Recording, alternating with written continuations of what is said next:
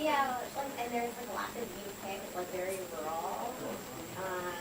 It's west, and it's where all the vineyards are, so it's west of St. Joseph, so it's southwest, Michigan. And we got a house on like a small lake, so we like there's like boats and things. It was booked during COVID, so that was like our plan for a lot So, of things, like I control it from that mouse? Yeah. If I'm gonna share it? Yeah.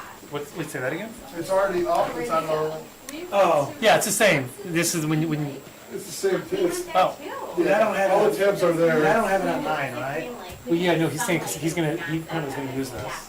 Yeah, we're gonna have to move the mouse over there, and then you'll have to turn the TV. You have it up. This is it, right? Yeah, it's that one, yeah. So we'll go first, I think. Yeah, yours is not on there, so you doing yours first? Or? Mine's first? I don't know, it doesn't, it's not listed. Under Park Avenue, it's me, Yeah, I think we'll and have a then, good time.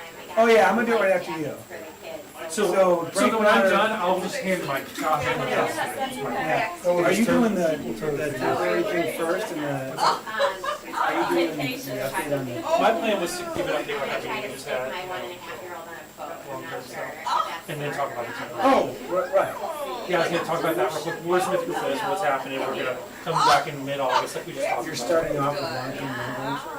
I can do it away. I don't know, but that's the way it orders, there's a certain breakwater and size of the breakwater first. Oh. Life jacket that like, Well, it it's- like wraps exactly the around other way. him and like, so he would like Only end up because like. I'm doing a funding model which transitions. No, I'll do that. But if, I mean, well, the other thing is I'm asking for the consensus and it's more of a debate. Like when my season, it's like 20 years That's why I was just gonna give a quick update on Smith and then get it through for potential. I was making their faces going. It was fabulous. It was awful. I do it every day. Right, yeah. I can do either way. I honestly, the only reason I made a decision was based on the way it was written. Yeah. I'll do the boat ramp prepare first. If that makes more sense. And their heads are at Weston, or Weston hazard of the Wait, the other day. okay. And like, he, for some reason. And then Oh, another, I'm he thinking about it. wanted to get some. It's kind of like a kid to kid. And he like. Hey! Oh my god, It kinda 16 gives- minutes to get here. kinda gives a long time. Let's do it. His head was. How you doing? This is my new Oh seat. my god, I have nothing that looked, like nothing clean. This was it, I look like a hobo. I was just Don't, You look like a cute hobo. Thanks, a cute campy hobo. That's Park Districty, right? Try Like, to avoid it. a little campy? it's all good. Oh, Oh my god, There, I'm here. bizarre. I have no idea why who's where. Oh, except normally the vice president goes in, but, What else? it's not the. I don't know, I've never sat in this seat before. Well, I'm not ready for in-person Nobody has sat in anything. these seats in, since February. Well, let's go, let's get started. Is there somebody at the front door then? Yeah. I think we have two people in the public. It's open, still on the left. I can cover it.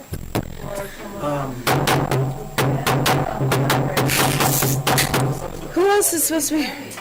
Terry, but he's late. You're late, and Okay. that's, oh, that's February. All right, let's call to order. Terry's gonna be late. Who wants to? You can get Brenda, she should.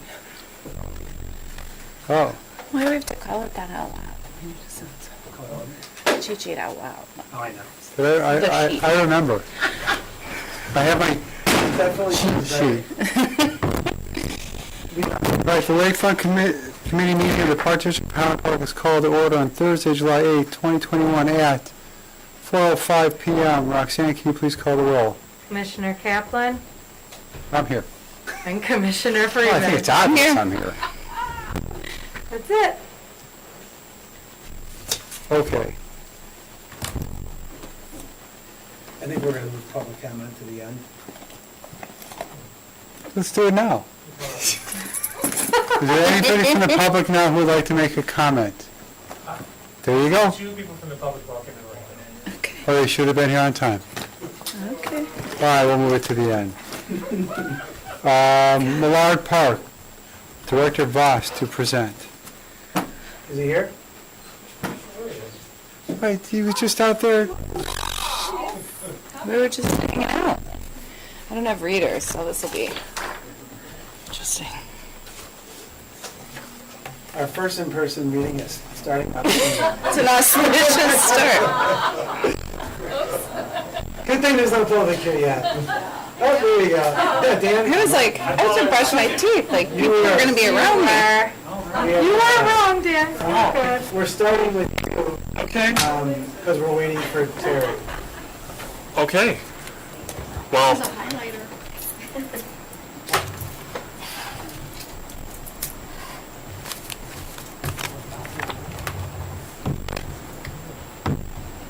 Like mine. Oh, yeah. I struggle with white though. If you would like to provide It goes with public everything. comment, please sign in. It goes with Stick and everything. food. I'm kind of messy. Well, I have no food For Dan to state. present? I came in here ready for Dan to Okay, present. Dan, the floor is yours. Well, this can be very Dan. short, Yeah. so I hope Terry gets here soon, because I'm not going to know if I can talk that long. So for the Millard Bluff Slope Stability Analysis, we just, Rebecca and I just received the report earlier this week. We're still reviewing it. There are a few recommendations that are in there.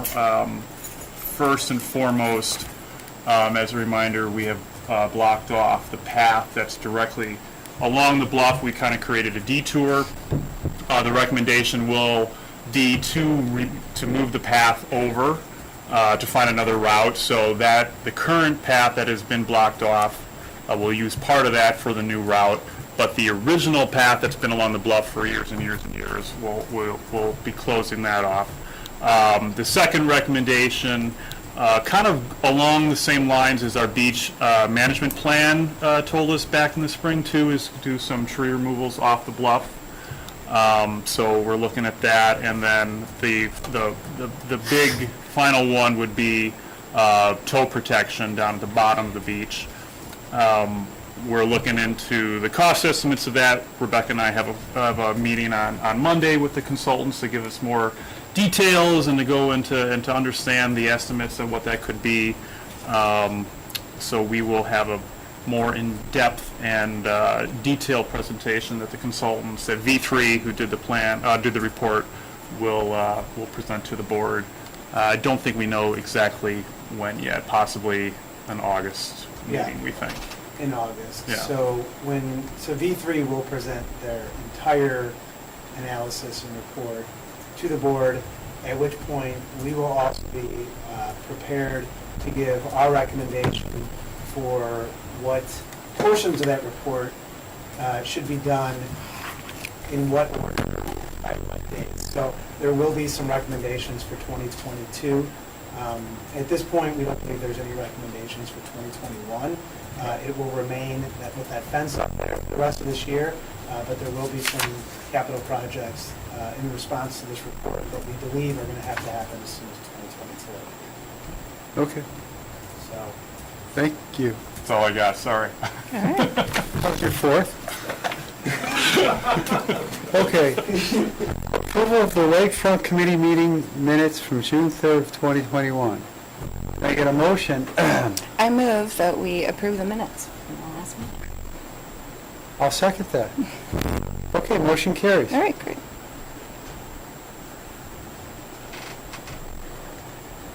Now we're done. well, we have Park Avenue. Until You wanna Commissioner start with that, Grossberg Terry? gets it. No. Do you guys mind if we wait for Commissioner Grossberg before we start Park Avenue? Nikki said he would be here about 4:10. That's what he told me, 4:08. 2 minutes. So 2 minutes. See cars zipping around in there. Um,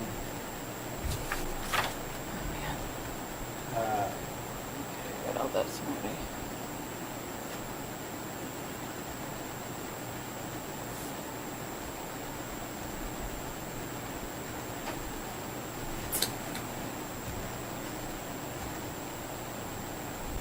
So I sent my kids a dirty joke.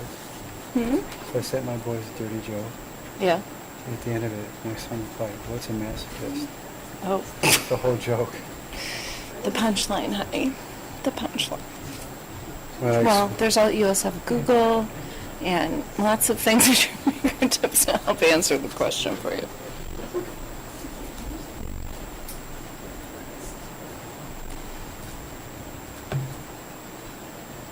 I was hoping you'd ask more questions about Malala. The report was comprehensive and well done. I had no questions.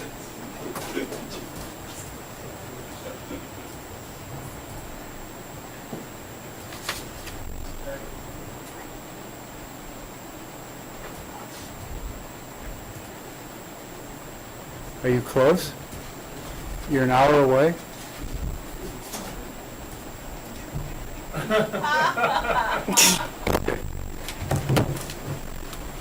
Let's just sit there. Hey, wait. We are right there. Sorry, everybody. Did you give Terry the toy? Well, I requested. Commissioner Grossman decided to grace us with his presence. Okay.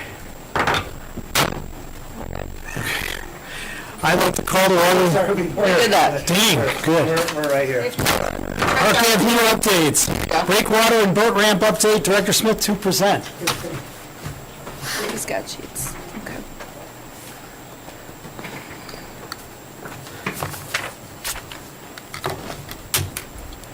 All right, thank you very much. So I'm going to start with the work that the district is doing with Smith Group regarding a long-term repair for the breakwater and the boat launch. So Smith Group, as you will recall, we entered into both Phase 1 and Phase 2 of their proposal for the engineering and the design of this structure. They have completed the topo survey, the bathymetric survey, and also the site analysis, which will kind of be the basis for the work they're going to continue to do. We also, staff met with them today. We're kind of kicking off this Phase 2, which is the preliminary engineering. So we reviewed the schedule, what the deliverables are going to be, and also talked about some of the design considerations. With that, Smith Group, our goal is to have them return to the Lakefront Committee in mid-August. They'll be presenting basically what they are coming up with. It'll include an update of the design, a more refined design, I should say. It will also be an update on the opinion of probable cost, and it'll be an update on the general timeline. And it's likely also in the month of August, we will be recommending to engage with Smith Group for Phase 3 of the proposal to move forward with the final design. So that's where we are. Any questions on that before I move to the boat launch temporary repair? Brian? No. Commissioner Freeman? No questions for me. No questions here? All right, thanks. So as the committee is aware, we have put quite a bit of effort into exploring the possibility of a temporary repair for the boat launch. We've worked closely with the boating community on this, several engineering firms, and also a local contractor. So I don't want to rehash a lot of what everyone knows, but I'll say that we have a proposal that was put together by some of the boaters and a local contractor. We've explored this, and there were kind of two components. There's the permitting component. There are agencies such as the Army Corps and IDNR that issue these permits. The good news is we were able to determine for both agencies that no permits would be required. So we'd be able to move relatively swiftly. Now, the other side is when Smith Group originally looked at our launch, there was concerns immediately, that first day that we found this, about structural integrity of the launch. There were voids in the areas of failure, and we know that we don't know what else is there. So in order to really understand that, you would have to really basically pull it up, use destructive measures in the area under the water. And no one really wants to do that, especially if the goal was to try to get back to boating to some degree this year. So there was an approach that was developed. We met with the boaters, we met with the contractor, and the next step really is from the district standpoint, and honestly from like Prederma's standpoint, is that we have to have some confidence that this would be a safe approach. And so we reached out to Smith Group requesting that they provide a review of this, giving some level of their feeling on feasibility and also safety. Unfortunately, Smith Group did not feel that they could provide us that. There was another firm, Cardinal Engineering, that had been brought to us by the boating community. We had been working with them as well and had discussed this with them, and they felt that this may be something they'd be able to provide once we could provide it to them. So we shared the proposal with them. Unfortunately, it's been several weeks, and we've reached out to them multiple times, and we're simply not hearing back from them, which right now is giving the impression that it's probably something they don't feel they can do as well, but they're simply not responding to us. So at this point, we're looking at the, we're getting pretty involved in the long-term repairs, and we're still looking at the short-term.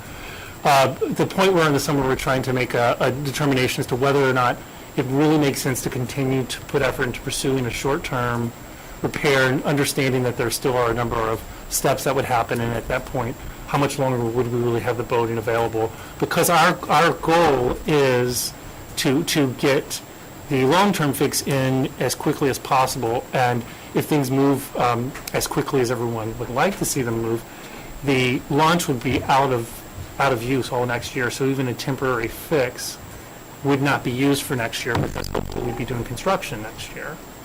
So the temporary fix in an ideal situation would only be for the remainder of this year.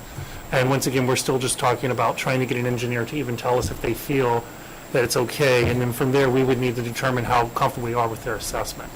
But we're struggling to find an engineer. We've had one for certain and likely another who both feel that they just can't provide that. So we could continue to go to other engineers, or we could say at this point that it makes more sense to put our efforts into focusing on the long term, as well as the other projects we are working on right now. And so staff are making the recommendation and looking for consensus from the committee that we determine that we have put effort into the short-term repair. However, at this point, based on what we know, that it makes more sense to no longer continue to pursue that and focus on the long-term repair. Okay. Commissioner Kaplan? Yes, I've got some questions.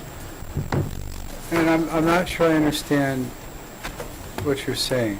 I don't mean to be dumb or an ass. But you said that Smith Group could not provide us with information. And then you said that they cannot provide us with information. Right, so what we have is, so the Smith Group had initially, so we spoke to Smith Group and two other firms, and they all agreed that in order for an engineer to develop a fix, like an engineered fix, you have to understand more about what's happening below the water line. And in order to do that, they all agree that you basically have to do destructive measures, and it would not be likely to quickly do a temporary fix that would keep us boating this season. And so, understanding that, we've looked at an alternative where we've worked with the boating community and a local contractor to come up with a little more of a more rapid fix. And we were hoping that we could get engineers who could look at this, and maybe they wouldn't give us 100% certainty, but they would still give us an opinion that it was something they felt was most likely very safe and we could move forward with it.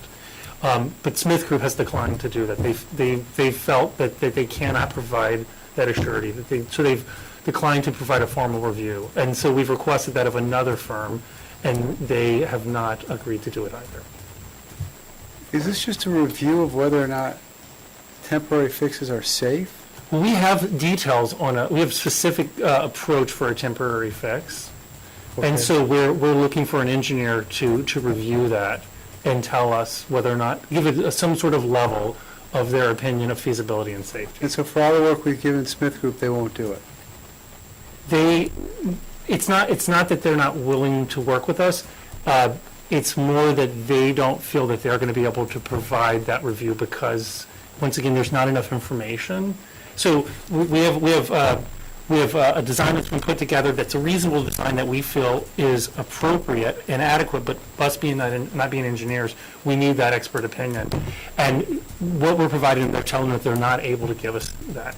They would need more information, just like I think they said from day one, which would be coming in and basically pulling up the launch. And so we've gone to another engineer, and we're just getting no response. So our option here is to reach out to a third or a fourth engineering firm and request this, but understanding it will take time as well.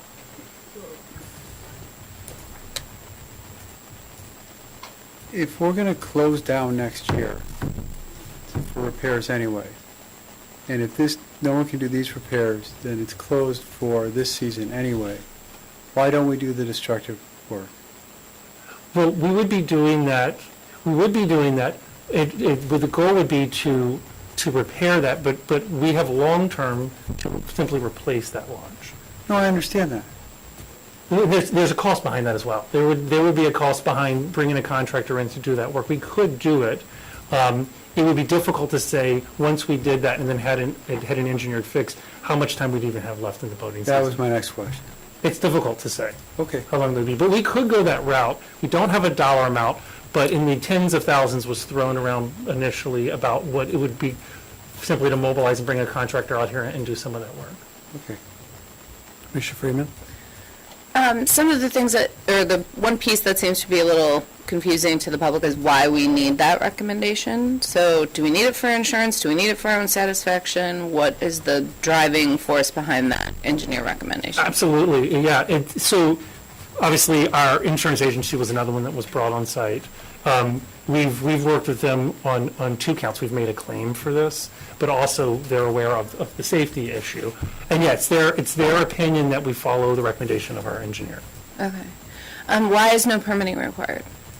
Because it can be considered maintenance. There's two separate agencies. With the IDNR, they easily felt that it was something that we considered maintenance. However, with the Army Corps, they felt the opposite. But we've worked with them, we pursued that, and made our case as to why we felt permitting would not be necessary, and they happily agreed to that. Yeah, it's just hard because if on the one hand no permitting is required because it's just maintenance, but on the other hand you need the engineer's recommendation, then the two seem a little bit at odds in terms of moving forward. So the idea would be to come in and fill the void with concrete and place steel road plates on top. So there's the other option that if the district was willing to accept that liability and that potential risk, we could pursue this project. But we feel that we're doing our due diligence and also the recommendation of our insurance. Right. That we follow an engineer's recommendation. And we don't have an engineer right now who is recommending or providing, consensus of that approach. And no coverage without it, So, correct? do you want to respond to that, or can? Yes, I mean, we always have coverage, but, I mean, they make recommendations. Fedora doesn't dictate what we Right. do, they make recommendations to us. So their recommendation would be that we follow an engineer's recommendation, because Right. they're not engineers either, they're insurance, Right. they insure us. So, again, they're not gonna tell us what to do, but they're gonna Right. advise us. But they could For fight sure. us on coverage. Well, What did you say? They could fight us on coverage. Fight us. I don't know. well, I'm not sure that they wouldn't necessarily fight us, we potentially would lose a claim, because it was a negligent, unsafe situation. But that's losing our coverage. And so therefore, Right. They may not cover a claim related to it, yeah. either way, they have recommended to us that we follow a recommendation from an engineer. They felt that its current condition is obviously unsafe, and any fix would require an engineer's approval. That's what Padermo recommended to us. And that was on their site visit, and that was through our discussions with them. Right. Well, I have the lawyer half of my brain that says one thing, and the, I don't know, sort of layman's half of my brain that says another. So I understand that. How much time, since this launch sunk, how much time per week is staff spending trying to find a solution to get people back out boating? I know how much time I've spent, and I'm not staff. It's difficult to quantify. I would say earlier on there was significantly more. At this point, there's been occasional reaching out to this one engineer, working with the Army Corps. But right now, there's minimal amount right now. There will certainly be more. If we move forward with the actual project, we'll be running another project. We'll be leaving that. Right. Can I build on that for just a second? Can I learn a little bit more about Cardinal, you called it, Sure. right? So who connected you to them? Do we know anything else about them? And Yeah, so it was one of the Park Avenue boaters who had reached out to them. There was actually another engineering firm, Black Engineering, who had been informed that they had been contacted and asked to come out and see the site. And we said, well, we'd really like to be involved in that meeting. So I reached out to them and shared the situation. Now, I will stress that they're civil engineers. This is more of an area of structural engineer. So we spoke to Black, and they essentially gave us the same consensus that Smith Group gave us about understanding the situation. So then Cardinal was recommended to the boaters as well. They're based in Lake Geneva, but they specialize essentially in boat launches and whatnot. So I reached out to them, and I will say one of the first things they said when I explained the true circumstance, I wanted to be open, that we did have another engineer we're working with. When I mentioned Smith Group, they immediately said, well, you're in good hands with Smith Group. So they did have a positive opinion, but they did say they were willing to work with us, and so we talked about, they also agreed that it would be difficult to create a design or, whatever, without really understanding the larger picture. But they said that there was a potential that if we came up with our own fix, they may be able to review it. I've spoken to them, and they've said that they would get back to me. I've reached out numerous times now, and we're simply not getting a response from them. So there is the option that we could potentially, reach out to another engineering firm if we chose to. But I'll be honest, we could continually do this. Right. So at what point do we just stop putting resources into this part of it?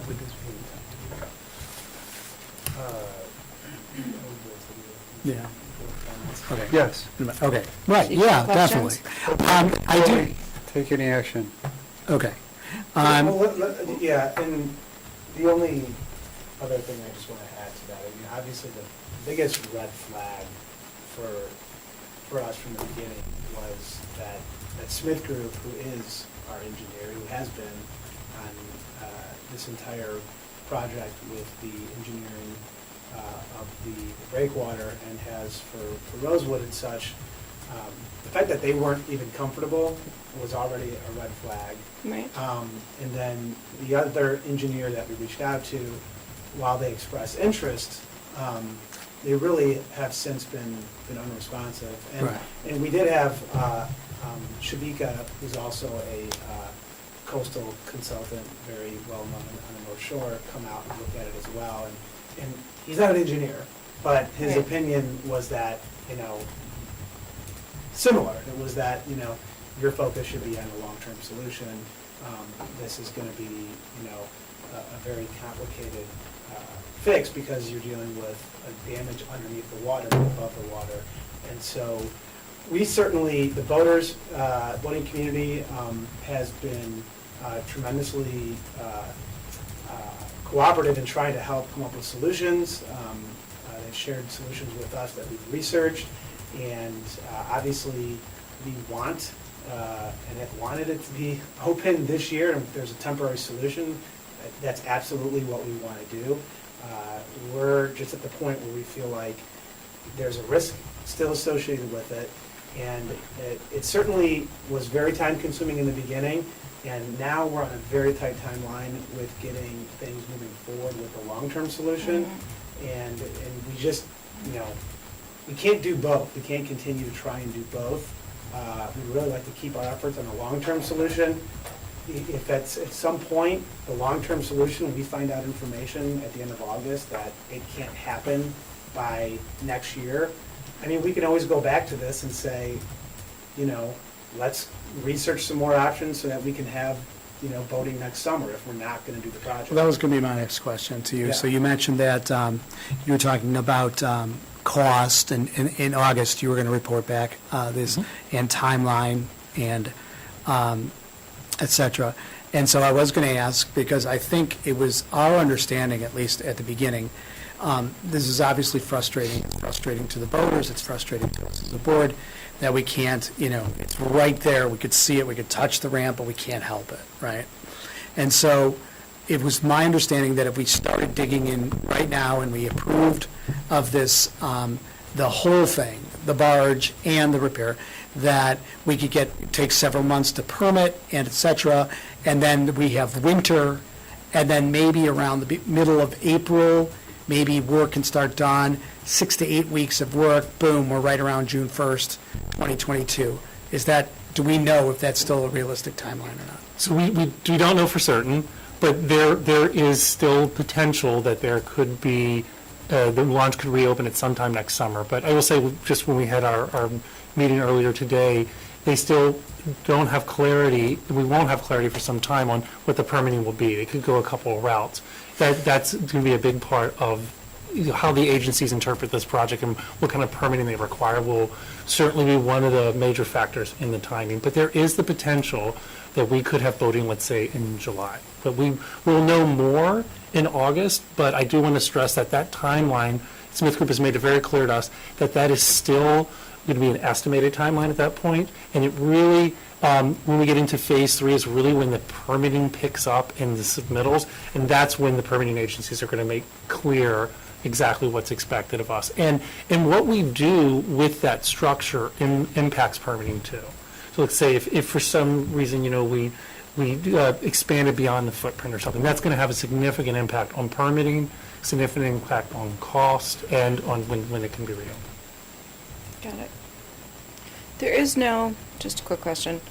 If the concrete that exists was removed, there is no temporary, or I know there are some boat launches in other areas where they're like sort of temporary or dropped in, or, and I'm fielding a lot of questions about it, and I'm not an expert, so could you give a little info on any of that if you've looked at it, or? Sure, I'll start with, I'm not an expert either. Yeah, so. okay. Yeah, we've certainly talked about, so first off, it's not that we need to remove the concrete, we want to understand what else is happening, because there could be other areas that could fail. Because there could be a large void, because there shouldn't be a void in those areas. But one of the first things we did, the first day that it failed, is we got on the phone with the city, and we were looking to get some of their large steel road plates placed in there, so something like that could be placed there. There are some challenges about keeping it in place, but we've been exploring that and working with the boaters and figuring that out.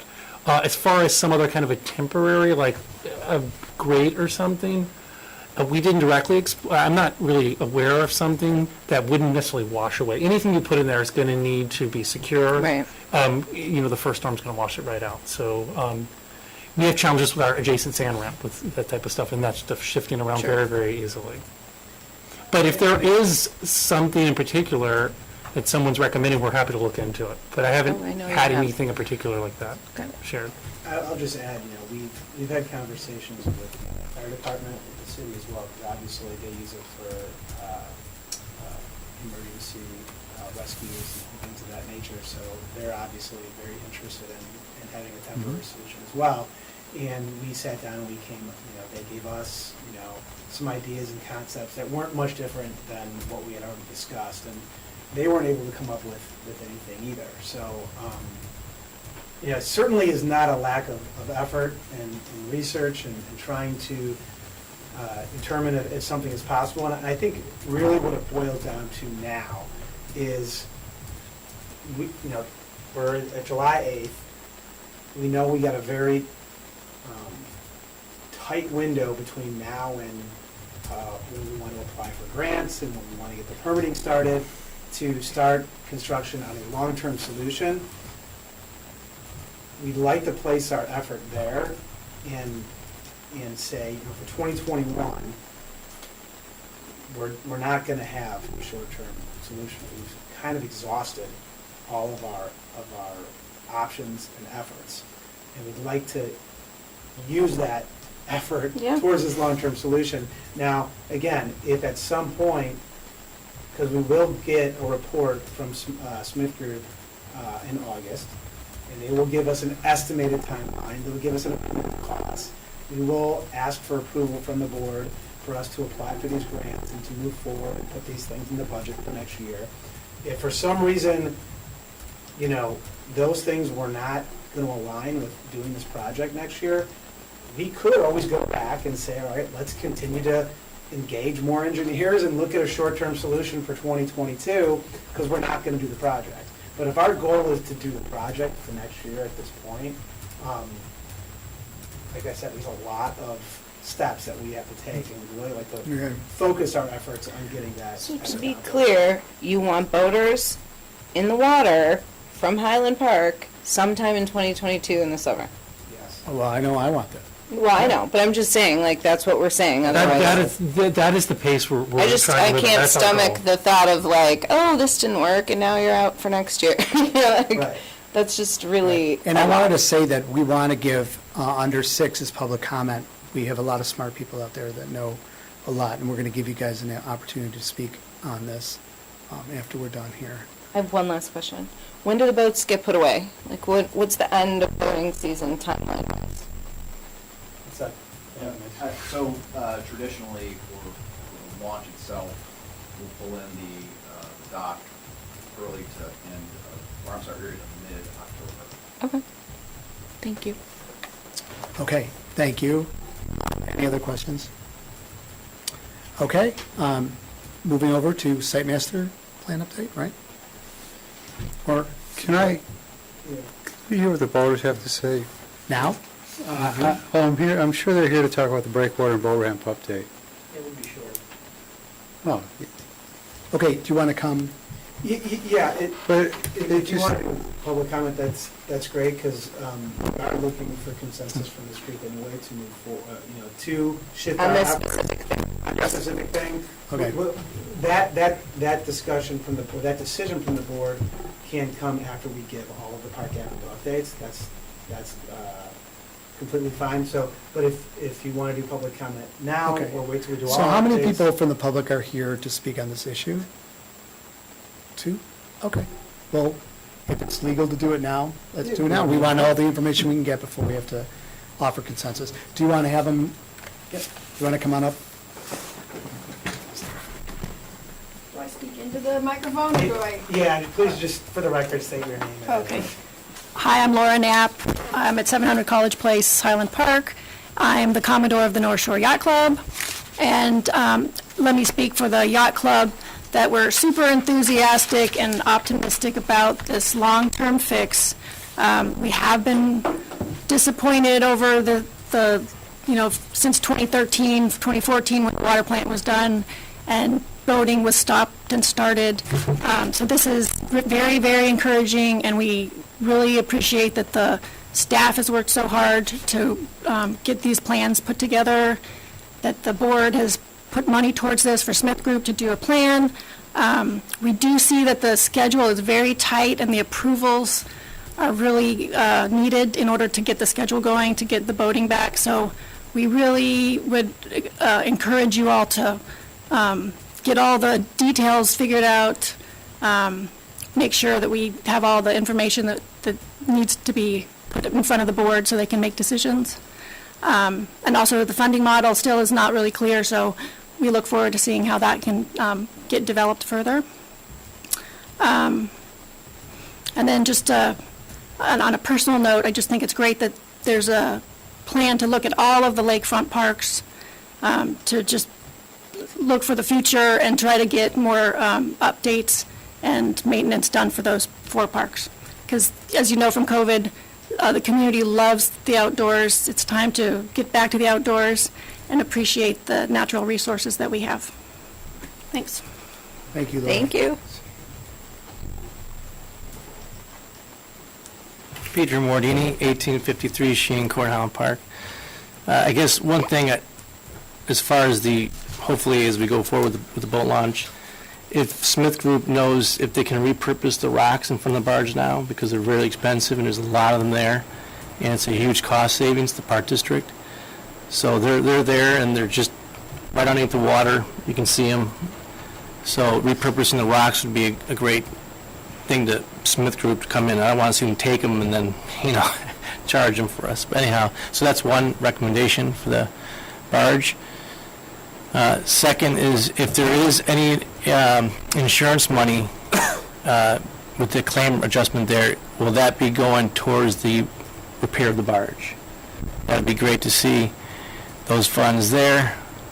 That's number 2. And number 3, I want to stress that here, it's really great, and I really appreciate you guys saying, for boating for the ramp, but it's not really it's the boaters, but the real picture here is that's the only safety port from Glencoe to Lake Forest, and it's not just the boaters who use it.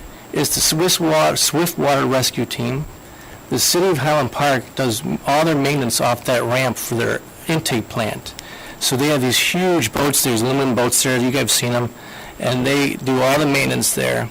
The fire department, I met with Larry and Frank, and now they have to spend $15,000 on a used boat to try to go down the sand ramp. They don't want to do it. They'll do it. It's they're willing to do it, but they really want that ramp. And it's just the heart of that lakefront, that ramp. It's a service ramp. It's a safety ramp. It's a boating ramp. It's a safety ramp for the park, for the yacht club to launch their ribs. That is a very important part to Highland Park as a community as a whole.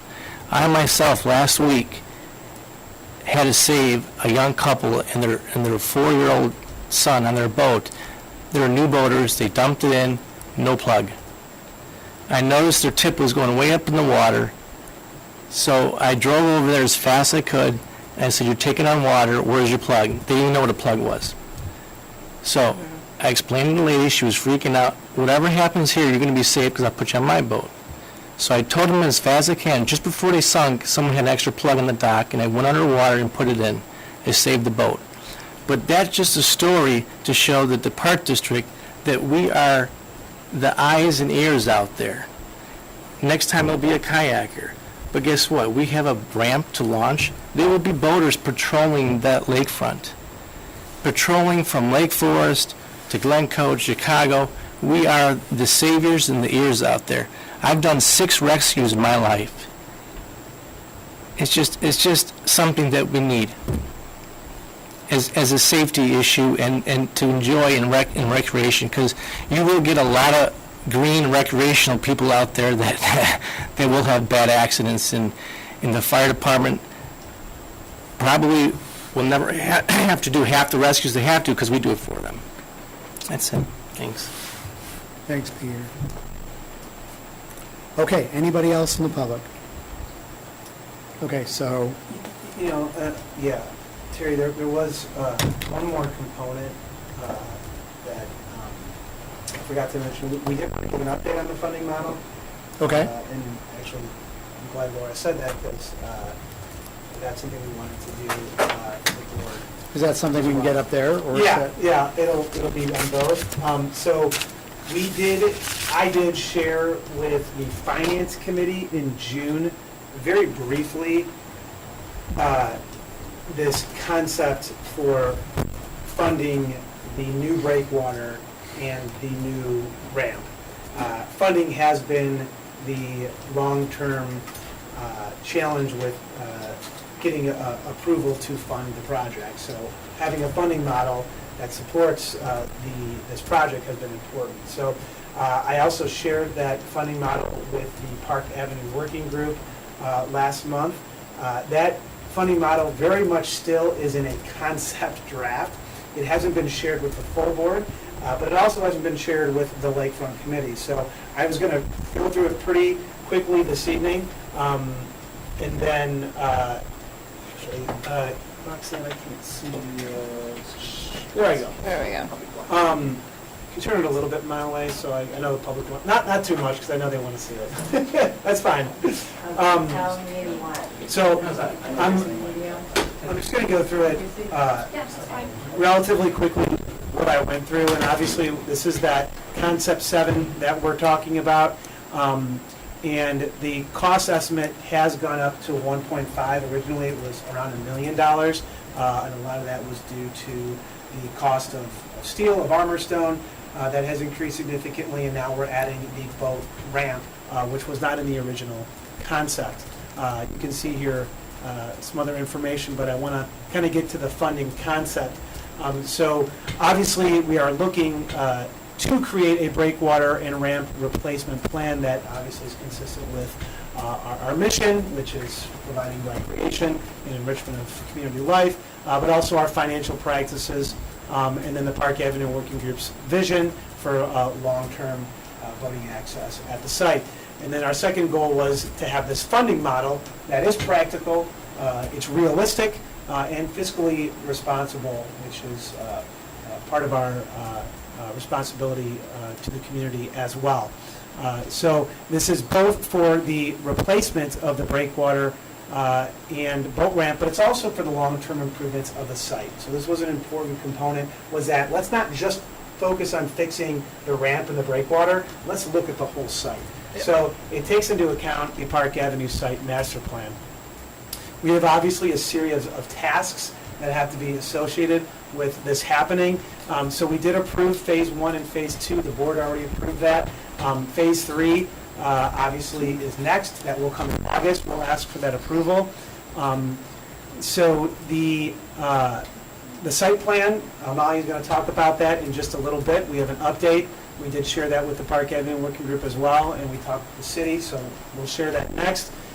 We are working on the lease with the City of Highland Park. That's an important component. We can't, the board won't approve this, and we can't apply for grants unless we have an approved lease with the city. So it's had numerous exchanges we've already had with staff.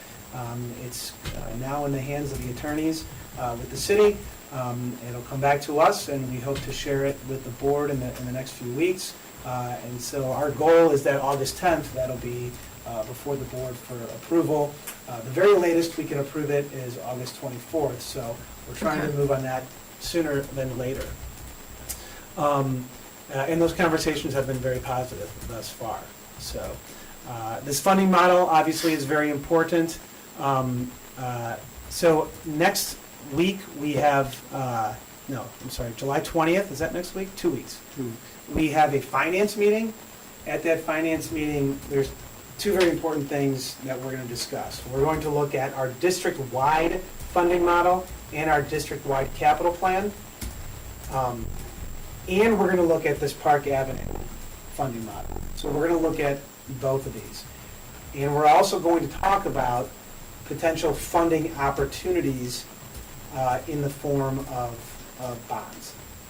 So we will talk about those opportunities at the July 20th finance meeting. Of course, we're not asking for approval at that meeting. It's just an update, part of the series of the process to get to the point where we can approve these things. And then there is the IDNR boat access grant. It hasn't been released yet. I think it's July 15th. July 15th. There also is, the IDNR did release an OSLAD grant, or they said they are going to release an OSLAD grant on July 15th. So now there are two potential grants that we can consider for this project. They're different. There's a lot of information we have to dissect and understand if we are eligible and how we apply for that. So those are two really big undertakings as well. All of that has to be done by August 31st, and it needs board approval. So again, this is why we're saying we want to focus on this as opposed to the short-term solution, because there's a ton of work that needs to be done in order to move this forward to try and get it started and this project completed next year. I'm not going to go through this timeline. I did send this to the board. But this funding model, again, it's based on $1.5 million. In summary, it's assuming we get the grant of $200,000. If we get a grant from the OSLAD, it's another $400,000. It could be both. It could be one or the other. We don't know at this point. So this funding model is very fluid. We're going to talk more about it again at the finance meeting, but really what it's been based on is a 50-50 split, meaning the Park District, through our capital fund, which is paid, our capital fund is funded really by taxpayers, right? So that money gets put into the capital fund for repair and replacement projects. But also the other 50% from what we're calling private funding. So this is very common, right? A lot of our facilities are based on user fees. They're supported through user fees. And so this model was built so that we ensure that user fees can create a sustainable financial plan for the entire site, including for this new breakwater and ramp. But we also need to have money up front. So we came up with this long-term loyalty program for voters, basically that says you can pay an amount of $10,000 up front. So if we were to get 30 voters to do this up front, that would be $300,000 up front. And that would help, because us have the money up front, because you can't, we need the money up front, obviously, to move the project forward. And the board is looking for that reliance that we have the money, one, but also two, that we do have loyal voters. I mean, we have loyal voters here, we know that, but by paying that $10,000 up front, it obviously sends a message that I'm in, right? So that $10,000 would be sort of a 10-year investment for them to help get this project to move forward. So their fees for storage and launch would not increase for the next 10 years. It would basically be a 10-year agreement. And after that 10 years, they will have spent no more than a regular voter. But they will have done something to get this project moving forward. So there would be something of a loyalty program associated with that, certain benefits that they might get from that loyalty program, other than just having it up, paying it up front. So we're working through what that looks like. We've gotten some feedback from some of the boating community, from the North Shore Yacht Club. That $10,000 is based on a resident fee for someone who does storage and launch. So we would have to adjust that for a non-resident, or adjust it for someone maybe who just does launch, or somebody who does store and launch for a sailboat. We could create different options. We hope to have that concept much more detailed for the Finance Committee on the 20th. So it's still very much a concept, but we're looking at grants. We also, we're looking at increasing the North Shore Yacht Club's fees for the next 10 years. So all of this is based on, this has funding over a 10-year period. Again, I'm not going to get into all the details of this. I know I did share it with the board, but I did want to simply bring it up in this meeting to see if there were any specific questions or comments from the board in regards to it, or specifically from the Lakefront Committee, where we are at this point as we move into the Finance Committee. So I'll open it up for any questions. Commissioner Freeman? We don't have any right at this moment. Brian? Digesting. Nope. I know, we've been getting some good feedback from the Park Avenue Working Group, from Laura, from Yeah. the different parties that, so there was a long list I know that you're probably going through right now. Yes, there's a long list of, there's some questions. I know Laura sent a collection of questions about the funding model, and we had other voters individually reach out with some individual questions, and so we are really working to collectively have a response to all those questions instead of just answering them one by one, because as we've said, there are a lot of different scenarios and factors associated with it, but we feel very confident that we're going to have a very realistic funding model to move forward with. So we'll Okay. share that on the July 20th.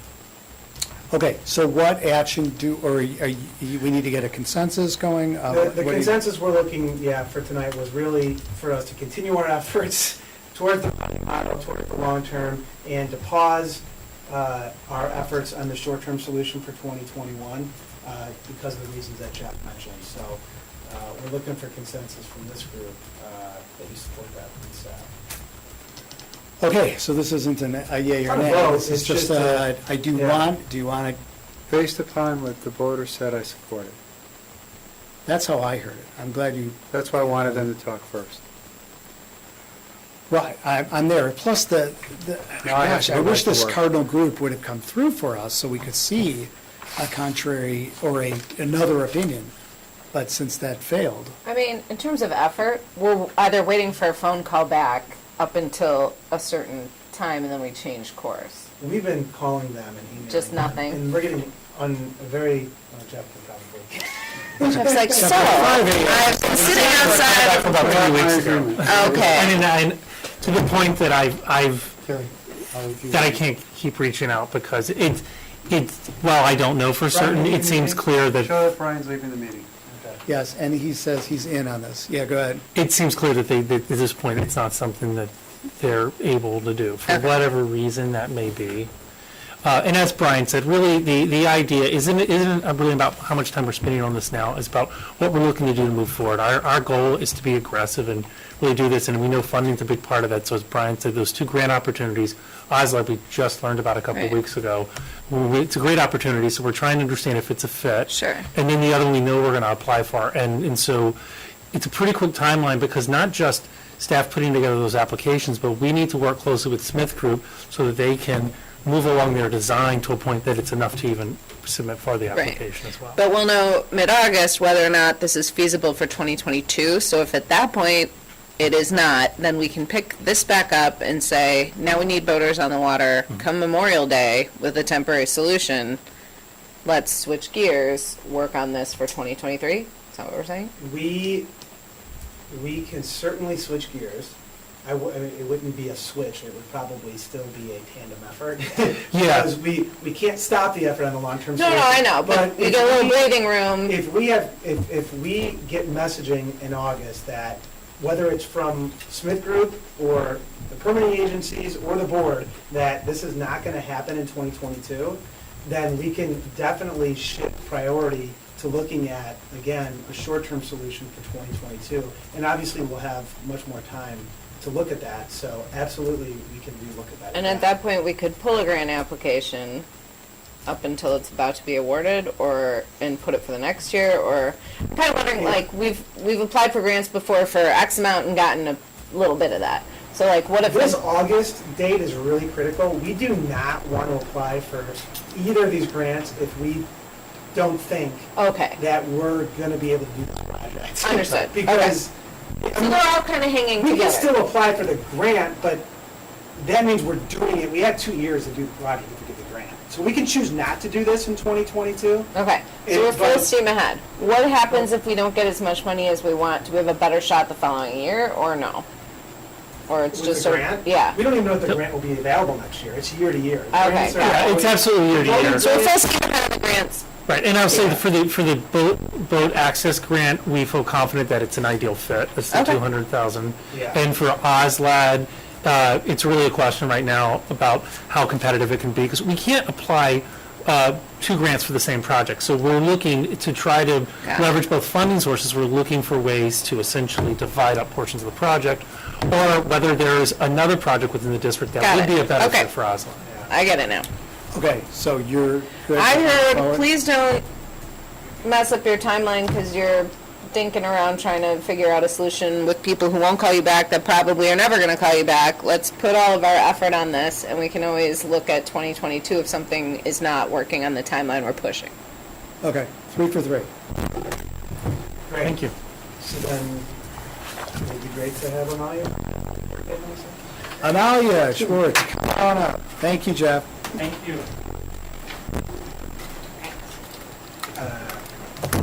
Didn't these used to be on our screens too? Yes. Dan, do they not have them on their screens? I don't even know what these computers. On the iPad? What's technology? I don't Suddenly, know. It it's- just says I'm all tap set to on- show, There's an app on the thing that says join me. Yep. Open the join me. meeting is over. And then you'll see that screen. Huh? It says meeting is over. Meeting's over. Well, he has it. You want to help her? Please? He's got the same thing too. Meeting is Yeah. over. Meeting is over. We need Tech support! new board training. Yeah, these are new. What are- I'm gonna let you do that. It's gonna be up I'm there. running to the ladies' room really quick. Jen's running to the ladies' room real quick.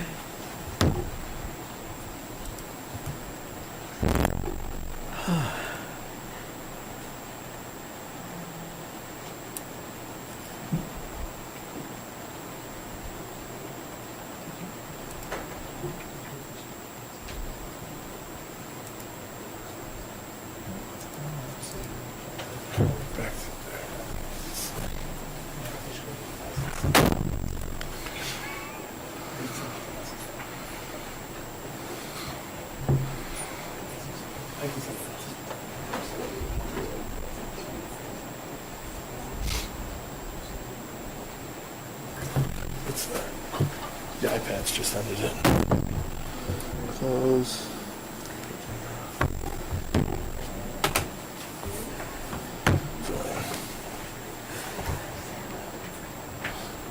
Close.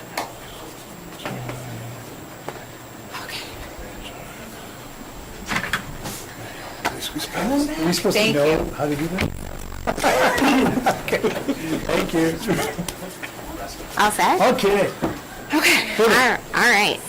All right, so just a reminder, the intent of the Park Avenue Site Plan Project is to bring together a number of the initiatives that we're working on at Park Avenue to look at the site holistically.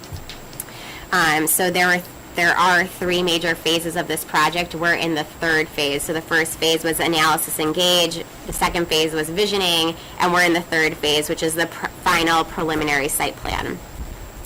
Through this planning initiative, we have met with the Park Avenue Working Group, we've met with board members, we've met with staff, and we've reviewed community feedback that we've collected from prior planning efforts, so to get a large amount of community input in this effort. Lakota created an existing site summary report, and from that they developed concept-level site solutions to address this site. And so today, I'm going to review the preferred plan. So it's the plan that has gone through these different phases of the project, has gotten a lot of feedback, and is coming together the feedback that we've heard from the visioning phase. So I'm going to start by walking through the north side of the park. So just to orient you, this is Park Avenue, and this is Eagondale. So if you come down east, you're entering on the north side of the park. And so the improvements on the north side, I would say, really define the site. A lot of times this site can be confusing, especially for those people that aren't in the know, have never really been here. So this offers some pedestrian crosswalks, signage, and then also improves circulation. We're taking away this fence, allowing better maneuverability for boats and cars. There is now, the proposed pedestrian access walk improves pedestrian access to the beach. So we're no longer walking straight across kind of like a big sea of kind of marked parking, and now providing a very clear way for pedestrians to walk and access the lakefront.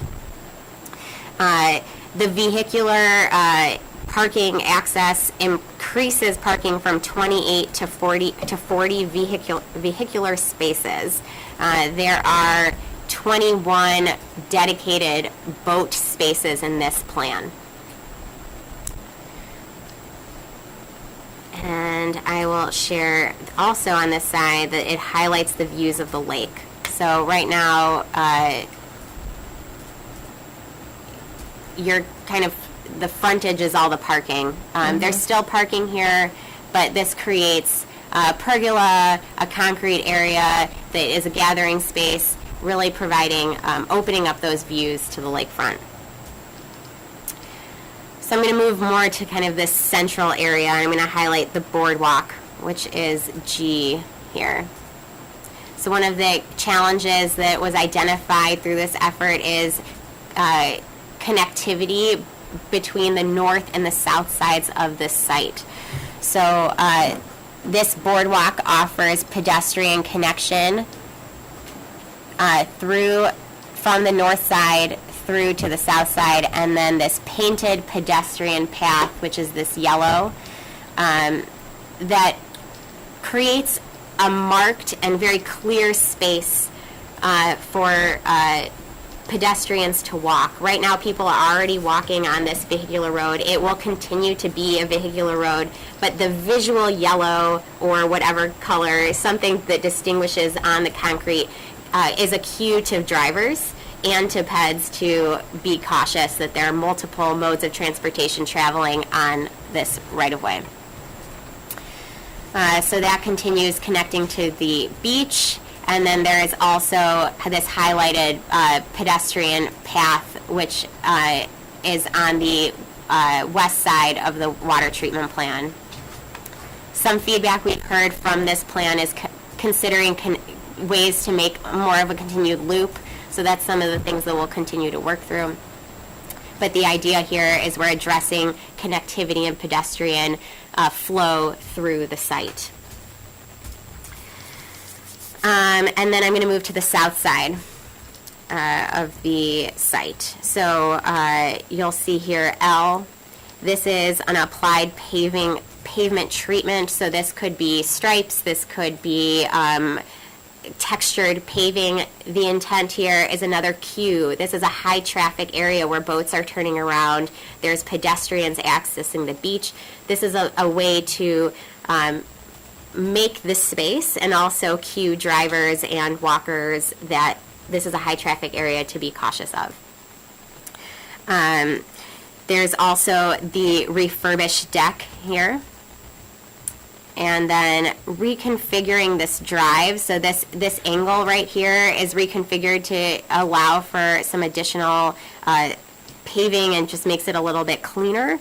And then there's the repaired asphalt here, and then the retaining wall. And these two items were identified also in the beach management plan. So again, this is bringing together a lot of different efforts.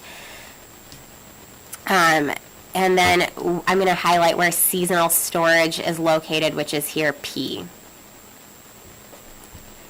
So this plan takes out some of the storage in A and moves it to dedicated spaces in P. We know we've gotten some comments recently that there is a possible challenge there, and so we're working through that if we can address that operationally.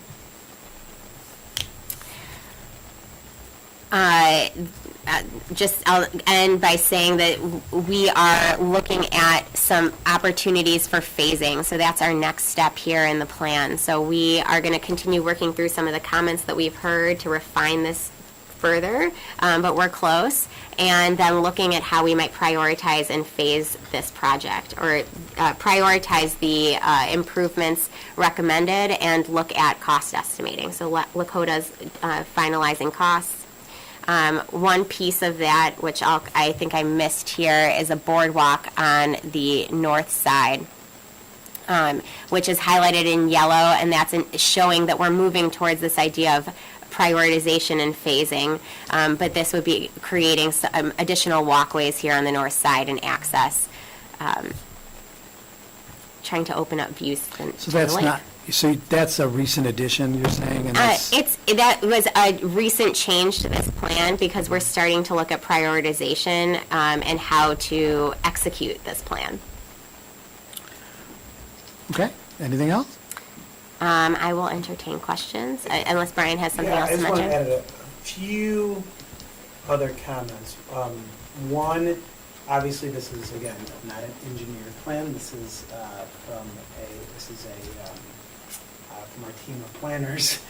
So there would be required next steps engineering if you decide to go forward with certain portions of the project. But I will say one key component that Amelia touched on, but I want to expand on, is that sidewalk that is in the parking lot as you enter, that goes to the boardwalk, and then the boardwalk that goes to the south end. All of that is intended to be ADA accessible, which right now there is not ADA accessibility Well, for we that have to have parking that. lot over across to the south side. So that's a significant consideration and improvement that we wanted to accommodate. And then the parking, she mentioned the increase of parking for vehicles versus boats. And so it's still a debate on where we should have the investments versus, just the general residents coming down to park and enjoy the lakefront, or even come to park and enjoy the views while sitting in your car. We added significant number of spaces facing the lake so people could drive down and just look at the lake. And so there are less storage spaces in this. Now, storage spaces provide revenue to support the site. So it's a tough balance. We did add seasonal storage, which we have more seasonal than we do year-round currently on the south side, but we understand that there are some potential issues with that we're still working through. So this is still very much a draft. We've got a ton of feedback from, from the boaters, and Laura with the North Shore Yacht Club, she provided some feedback. So we're working through some of that, but this is the big, I still think, concept that we're going for, so. Okay. Commissioner Freeman, questions? No, I've seen this a bunch. Okay. I was going to ask about these challenges about moving them. Wasn't there some talk about moving some of the storage, not to that area there, that P, but just to the north of that, to where it says BP4? I thought that at some point was, We looked at that, but that's an area that gets high, is impacted with big storms. Right. And so we felt that that wasn't an ideal place to commit to boat storage. okay. And then the Route O behind the water treatment, the west of it. This one? Mm-hmm. Sometimes I'm surprised to find it open. Other times I'm surprised to find it closed. Like, is there a rhyme or reason for this? It's supposed to be open. Yeah. That's what I've always met with understood. During, yeah. We met with the city and we addressed this. We had originally not included this. But when the city saw it, they said, well, this should always be open. And so after that conversation with the city, we understand that it should be open. Okay. What we have heard is that it's been open for the past few weeks. So that might be a new change. But we're showing this based on what we've heard from the city, that this should always be a pedestrian access space. Okay, and if so, perhaps the yellow should continue north from there. Yeah, this is You know what I something we're mean? looking into. Okay. Yeah. It's Good. a tight space. There's a lot of activity there, but we agree that a loop is something we would like to achieve. We know there's a lot of walkers, so. Right. I mean, you talk about ADA, this is a completely shorter way to get to the south end of the... Okay, Well, that is not. This I will would just never say, be That the- will never be ADA. the because- width. Yeah. okay, Well, whatever, Yeah. it's easy, It just is, to say Just for wanted to that. clarify. If you're Okay. going to the yacht club, yeah. Yeah. The Q area near the yacht club, is there ever a chance to get kind of focused in, I think there's some confusion about this, what that's about, the letter L. The letter And- L, okay. Yeah. So so we've striped it, so just think of it as striped, like paint on the ground striped, like caution. The intent is really just a visual cue that it's a high-traffic area. So just beware, don't go fast. Yeah. Look around. There are cars, there are people, there's Okay. lots of different people, lots of different activity, and there's other ways to do it that are more visually appealing, so that's why Lakota's calling it out. It could be colored concrete, it could be a stamped concrete with a design, something that's kind of more placemaking to define it as a recreational space that's fun. Aesthetically pleasing, but it could also just be horizontal, straight, lines painted on the ground. But the intent is that it's a high traffic area. We want to cue people into that. And last thing, the very north end where the boat storage area is, and losing the fence. I'm talking about. This, yes. Losing the fence, which I think, just aesthetically, it's awesome and everything else, but I do understand that there is security, an issue. And so, are we working through that about video cameras and? Yeah, we actually have one video camera down there, so we have the capability to add a second video camera as well if we want to. The video camera at this point is not super expensive. So if that's something we want to consider, we'll definitely do that. We're also looking at lighting in that parking lot and things of that nature, so. Okay, thank you. Anything else? No, you good? Just looking All at the right, satellite. we have no action about what to do? Nope, Okay, that's it, just an thank update. thank you, Site Manager Schwartz for presenting. And now we're moving over to the Menard update, Director Voss. He We started did that. at the beginning, while you weren't here. I remember it. It was awesome. It was so good. You know what it's like? It's like when you take a taxi ride. If you don't remember anything about taxi ride, it was a great taxi ride. That was that. That was perfect. Okay, so we move on to public comment for items on the agenda. We sort of took care of that in regards to Park Avenue breakwater and boat ramp update. Is there any public comment for anybody else that wants to speak on anything else that was on the agenda? Okay, Peter.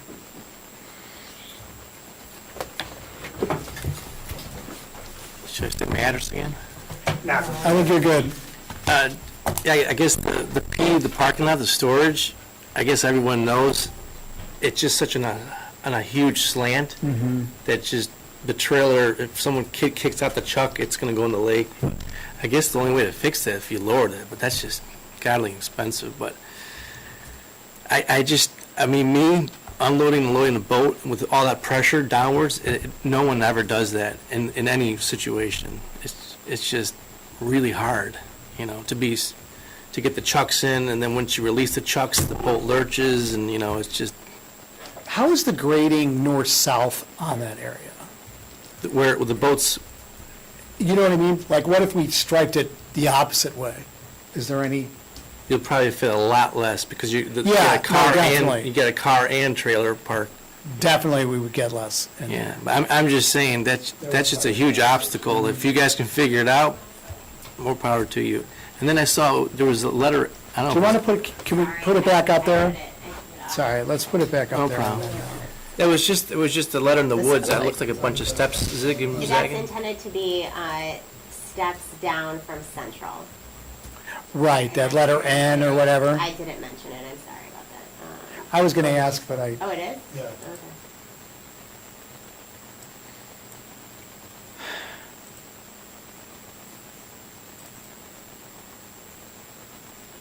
Okay.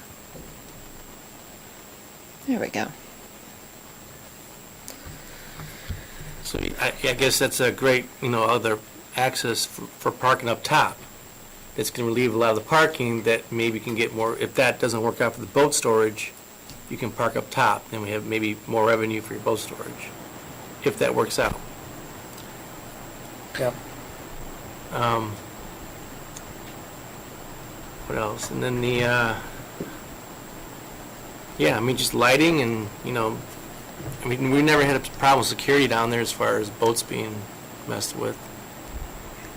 How many boats are stored down there right now? Do you know? 20 is on there, 32 there. 28 to 36. Boat storage on the north side? 34. So it's- 34, so we're losing 13, potentially more spots. And that was why we're looking to compensate for those. Yeah, no, I understand.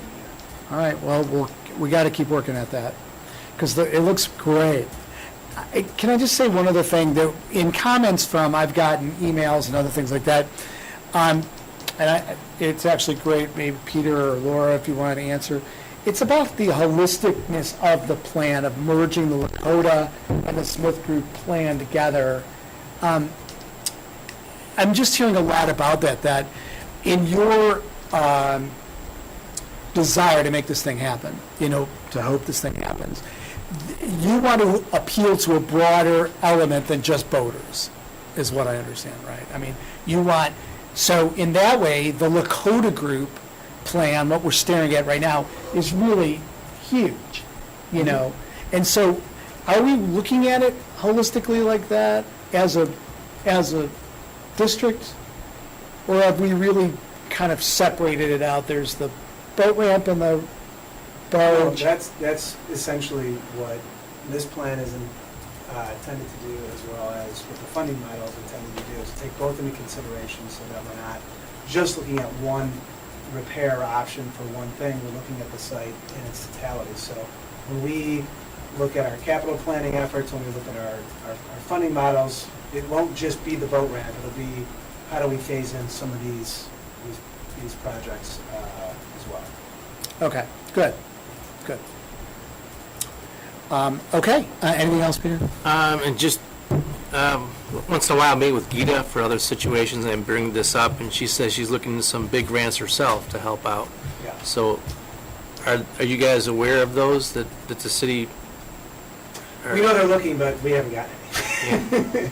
But yeah, we just talked last week, so. Right. Well, I mean, she's seems to be pretty Or I should say on Tuesday. optimistic and want this to get these grants, which Yeah. you know, it's a large grant. It's a And large I was going to grant. ask you, because of your previous comments about the importance of the boat ramp to the city, if you've presented to the city.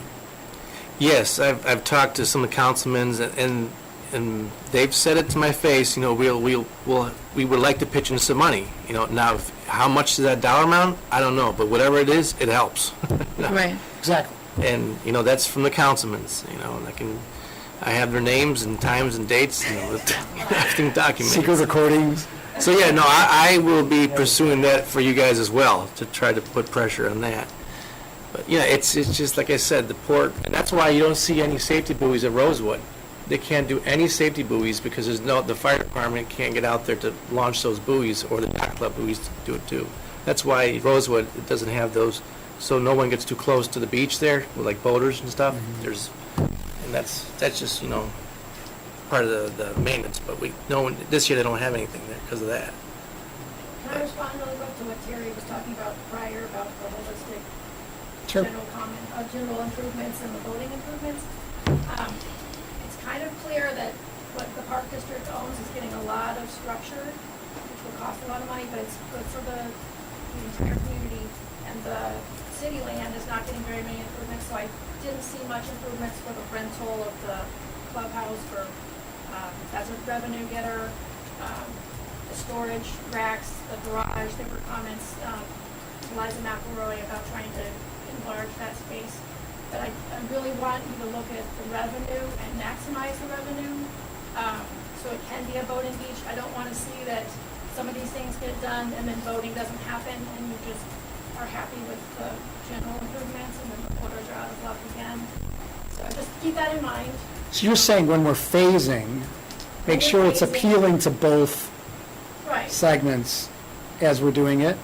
I hear I would you. hate to see, the boat barge replacement doesn't get done, and then all you get, the boaters are out, and now you have some nice improvements, and then we've been disappointed for over 8 or 9 years.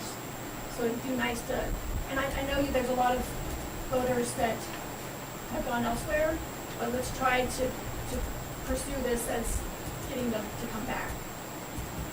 So think of how you can phase it and prioritize.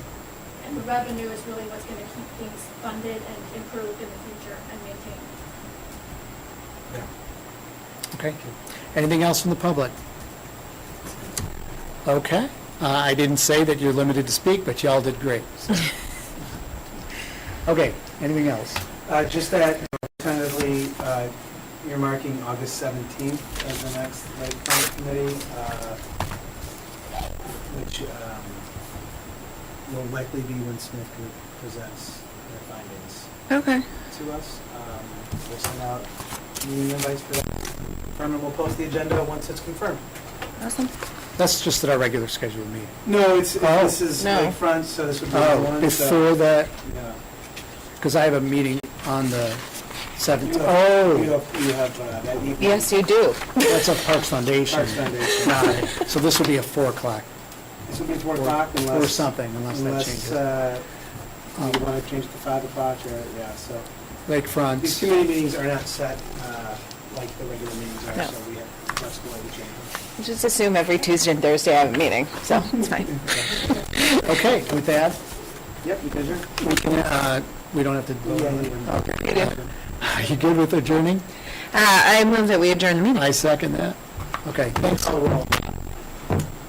Commissioner Freeman, Yes, aye. Vice President Grossberg. Yes.